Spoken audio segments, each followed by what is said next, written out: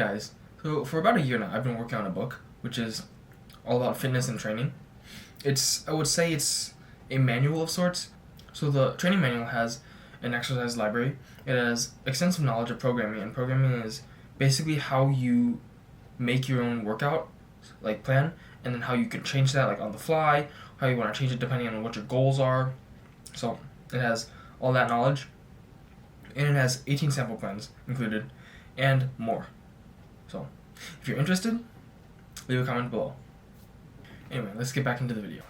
For a while now, and I say maybe even still now, I wasn't focusing on what I could do for other people, how I could add value to them, how I could bring joy to them, how I could affect them in a positive manner, how could I be there for them. It was all about me, really. Can't spare the time because, I have my things to do. And granted, everyone is selfish. Everyone has their things to do. Everyone is busy.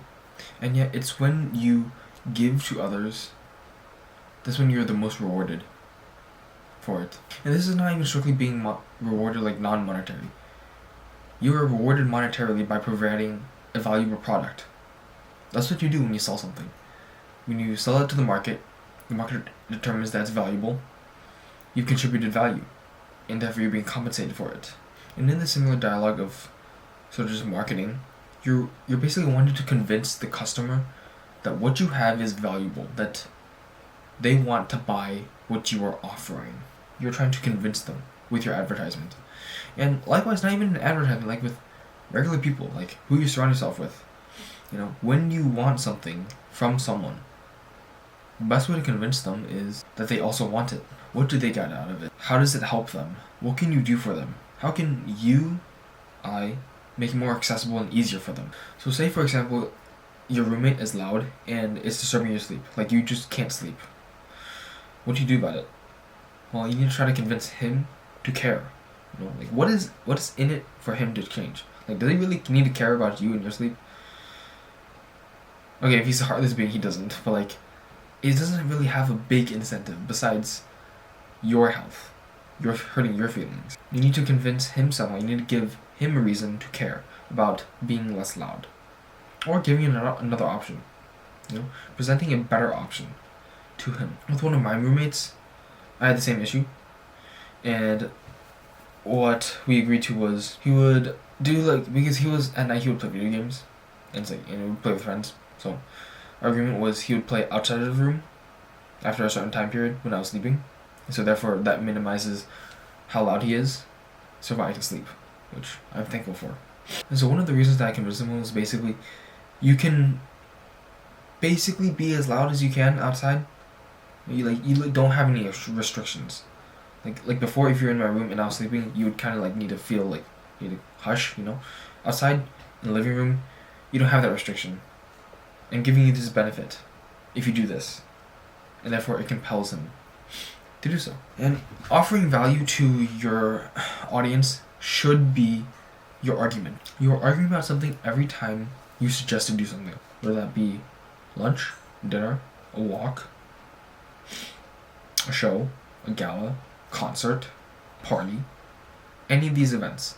You're arguing for the event. Most of the time people are not going to turn you down, but when that time comes and they do turn you down, you have nothing to say because you didn't really think of a reason. They reply no, and you can't convince them any other way besides, you should come. You should come. And then they ask, why? And then you're stuck there, not expecting that, still trying to win them over. Maybe you win them over and they do come, but they're not very excited when they're actually there. They're not really enjoying it, which means that they didn't really want to come. Therefore, to better this, you need a reason. You need a reason for them to come to a concert. What could be a reason to come to a concert?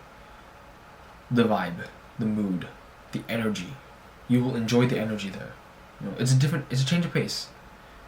You get to not care. You get to dance.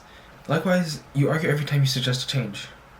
Like going to do something, change is also something that you need to argue for. Especially to change a behavior in someone. Although you can't really do that. You can influence them, but You can't really change someone by yourself. You need to explain to them how it will benefit them if they change. Like, if you only come from the point of view of yourself and how, if you do this, my life will get so much easier. No one's gonna change.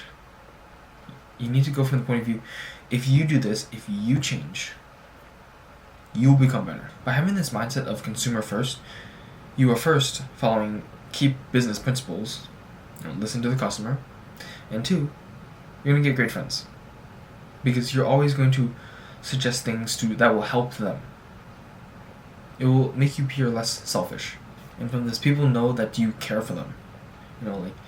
I want you to change because this will make you so much better. Instead of, I want you to change because this will make my life so much easier. One shows that you care about their well-being, you care about who they become. And the other's yeah, I just want you to change so that I can benefit. So what happens is you help improve their lives. And you also improve yours. So it's a win-win.